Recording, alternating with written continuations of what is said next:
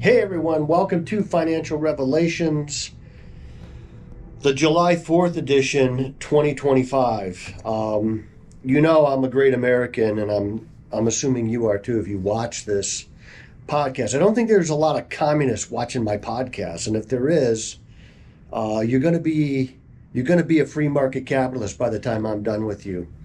You could access me on Twitter at skibucks, the number one.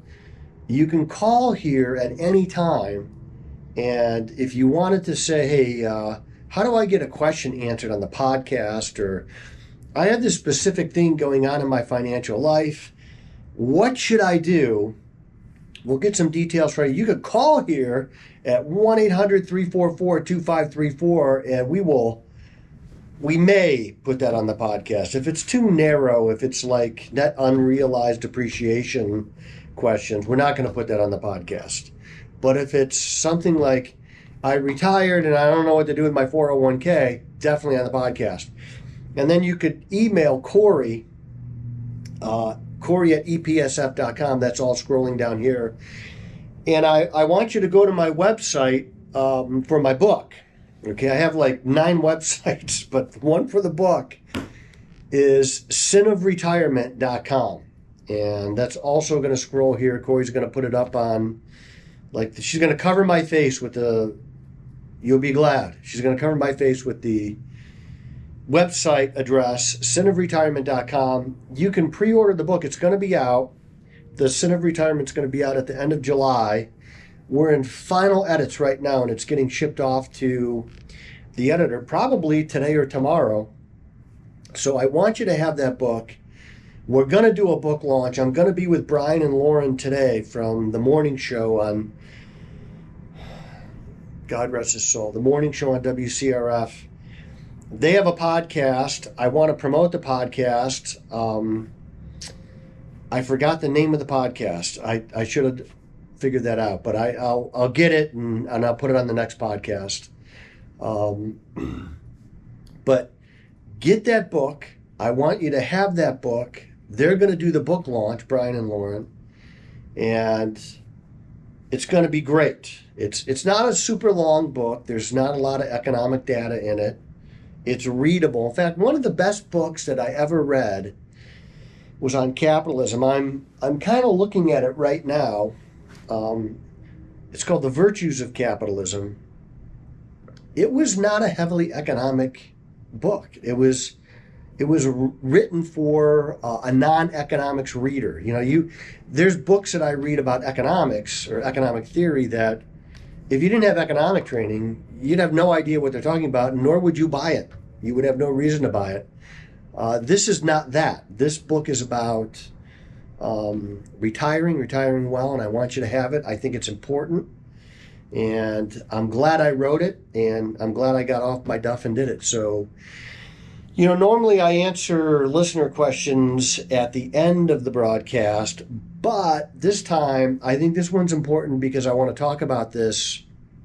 And the listener says, is my name... So I'm Polish. I'm Polish. David Safransky. I was raised in the wild by the Polish. I tell people I really didn't have parents. I had maybe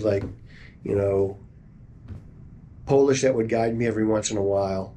My mom hates when I say that, by the way. The one time she listened to me on the radio, I said that, and she was very mad at me. But this listener says, is my name really Nostradamski? Because this listener claims I've been right an absurd amount of times about virtually everything. Absurd amount of times about virtually everything. And the simple answer is, no, I'm not Nostradamski. But I have been right. They are correct. I have been right an annoyingly amount lately. In fact, I'll tell you how right I've been over the past couple of years. I own Palantir at under $5 a share. Now, if you know Palantir, it's one of my favorite companies, has been for a long time. Nobody was talking about them when we first started buying this company. And you wonder, well, how do you do that? I can't promise that we're going to do that every time. And there's like Netflix. I don't own Netflix, and that would have been a great company to own. So I don't own every company. that skyrockets. And when if you remember when Netflix first came out, and you'd go to the kiosk, the box, and you'd rent the CD, or they'd mail you one, and you'd have to mail it back. You think about all the loss, the revenue that they would lose, and just producing the CD, mailing the CD out, mailing it back, the boxes, the lost CDs, all this stuff. And then they went to streaming, and even when they went to streaming, there was still, there was a lot of competition come out, Disney Plus and Hulu and all these streaming services. People cut the cord, but I got to admit, I'm watching a series on Netflix right now, kind of. But so I thought I'd give a little bit of insight into how the sausage is made here. And, people often ask me, how do you know what to buy and when to buy it and when to sell it? And I can tell you this, it's way easier for me to buy a great company on horrible news than it is to buy a company like Netflix that is up so much. So I love the best companies in the world. And by the way, they are mainly domestic companies. Now I know I've been down on overseas investments for quite some time, and it's kind of handing my head to me in a basket this year because the foreign markets are up more than our markets. But I do think that's short-lived, and it's not that I have anything against the socialists overseas. Well, I guess I do have something against the socialists overseas, mainly that they're socialists. And it's hard for them to grow economies long-term because every time somebody makes money, they want to take it.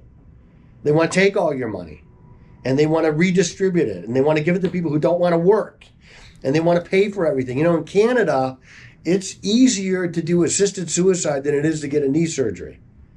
And I don't like that kind of stuff. I think that's our population growth right now is so low. I don't think we should be encouraging assisted suicide by the medical community. I think we should be encouraging higher birth rates. Give young couples a free weekend at a hotel anywhere. That seemed to be the trick in my house. The church, Slavic Full Gospel, that we went to the Amazon with, we went there, I go there frequently, semi-frequently, be there with Pastor Marcos in September.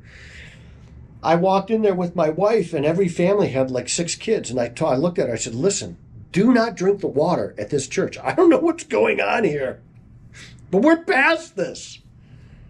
I can't take a little Bambino. If it was a grandkid, yeah, I could take that, but I would do whatever God blesses us with. But a little insight into how the sausage is made here. How do we do this? I think the first thing that is really critical in running a company like this and having the time and the ability to do the things that I do, it has nothing to do with investing. It has everything to do with the right people who can take things off my desk so I can do what I do.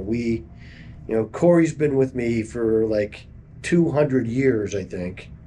Is it 200, Corey, or is it 20? There's a 0. I think I'm putting one extra 0 on there. And Melissa and Josh and the people that you hire are really critical in this business, because if I spent my time doing paperwork, I cannot take my time making people money. And so I have to focus on the things that I'm really good at and get people that are really good at the other stuff, and they are. And so I think that's the most important thing that we do here.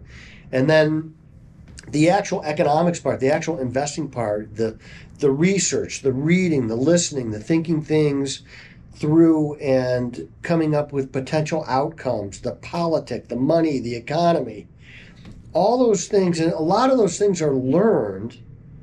A lot of those things are inferences that I make about what's going on politically and economically. And for instance, with Chair Fowle, who's taking the abuse from Donald Trump right now at a breakneck pace, some of it is warranted. I do think that Chair Powell will be remembered. And Chair Powell is a Donald Trump appointment, by the way. I just want you to, if you didn't remember that, he was appointed by Donald Trump, and his term is going to be up next year. And the thing is that I think he will be remembered as a political person, as somebody who waited too long to raise rates, raised them probably too fast, given, it didn't cost, cost Joe Biden the election. And with the inflation that they had, that was a political issue that they did by dumping so much money into a constrained economy. But Chair Powell waited way too long to raise rates. It's patently obvious, and he just waited too long. And now he's waiting too long to lower rates. And it sure looks like these things are political, especially when he cut rates right before the election last year. And I've said this many, many times. The things that Chair Powell says, they cannot all be true. So he waited too long to raise rates. It was transitory. He cut rates twice and then stopped and said, oh, that's enough. And then he won't cut rates now. All these things cannot be true. It can only be seen through a political lens. And that's, I would say, and he's a Republican. As you know, I am a conservative.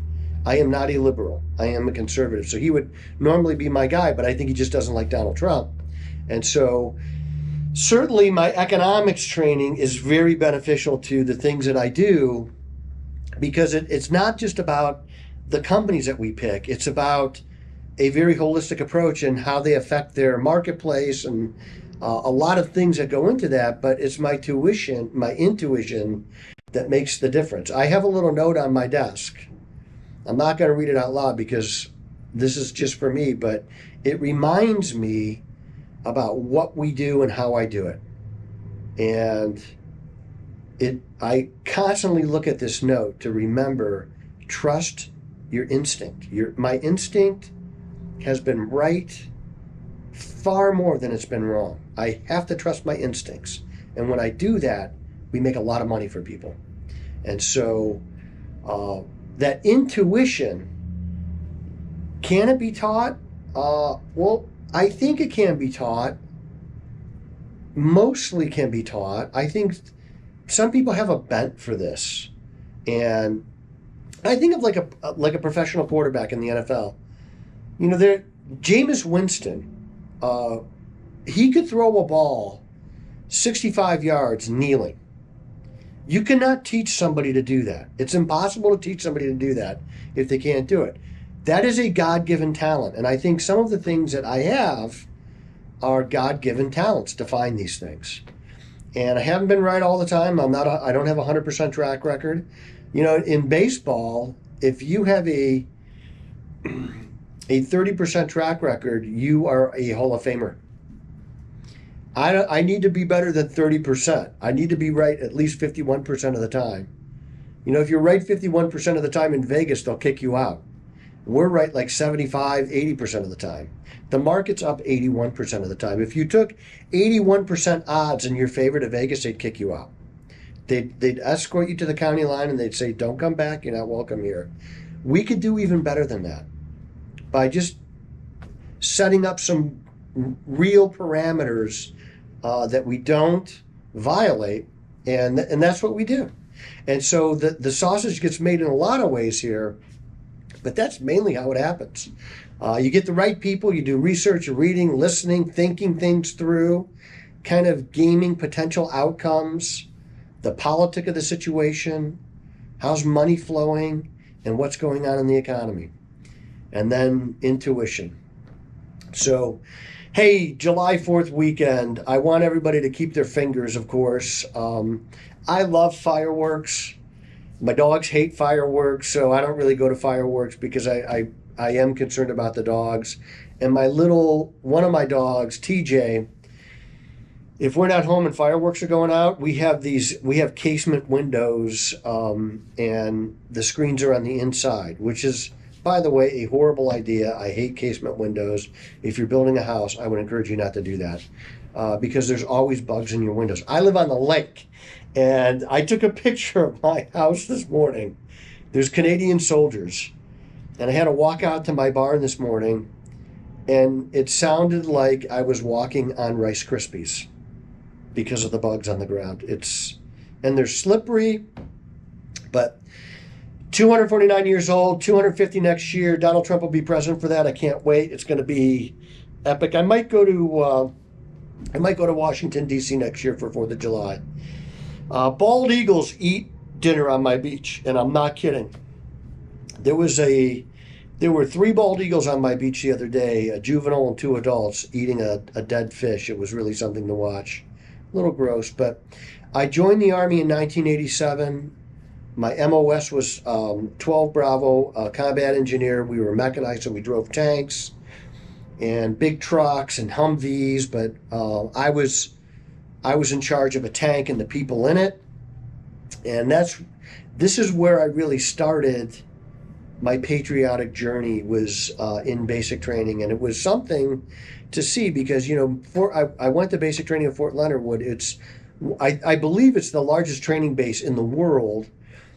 And we were going back and forth with Iran even then, 1987, and we were deploying troops there, and the base was active, and people were getting sent, and that's where I really started to realize what this country is really about, the sacrifices that people have made, the length at which we're willing to go to protect what we have here is just extraordinary.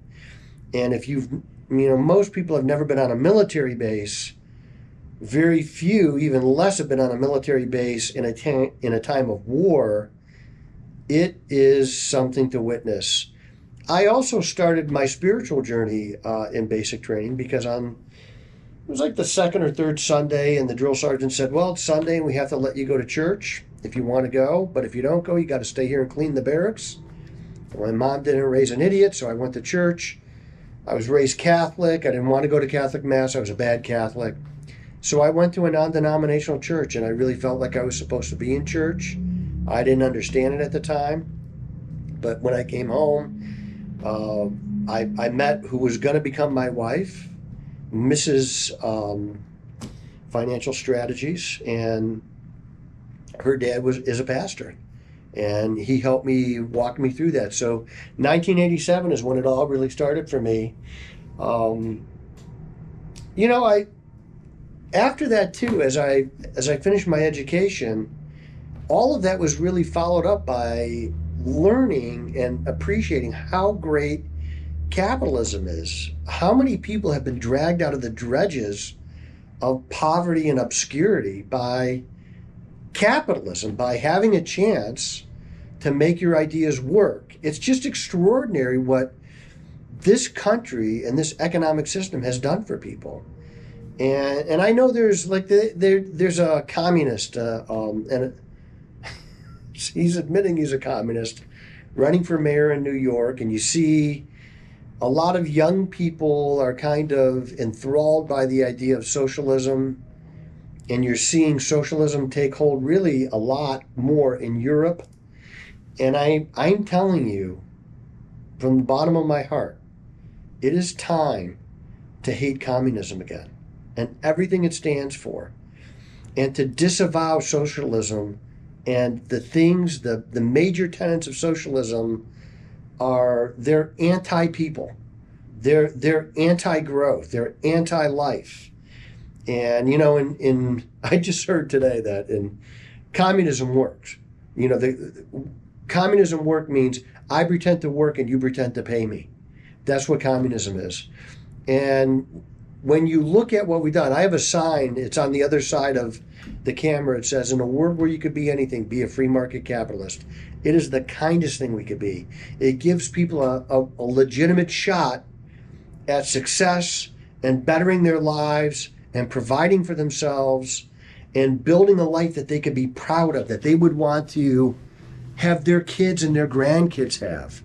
And that's what I want for you guys. I want you guys to love capitalism every bit as much as I do and to benefit from it every bit as much as I have. When I graduated college, I don't know if people can appreciate this as much as it should be appreciated, but I got out of college. I didn't know anybody with money. I didn't have money, and I didn't come from money. And Ray Sussel, my boss, my first boss, took a risk on me. And capitalism allowed me to work my ass off and to outwork everybody around me and grow this business. And that's what I did. That's capitalism. In communism, I probably would have been assigned a job in a factory because I grew up very middle class. I was going to be a factory guy in communism. But in capitalism, I could make it work. If I worked harder than anybody and I worked right and smart, I could build a business. And that's what we did. And we've built a very successful business because of capitalism. Would my idea have worked in socialism? Probably not. Probably not. But it worked here. And that's what you could do too. Your kids could do it. Your grandkids could do it. And I want you to want this as bad as I did. If you stay the course, if you watch the podcast or listen to the podcast, if you surround yourself with people who are going to make you better, you could have this too.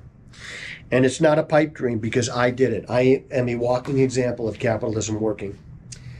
I am David Safransky, a real American, a true red-blooded patriot, a gun-owning red-blooded patriot, and the voice you can trust.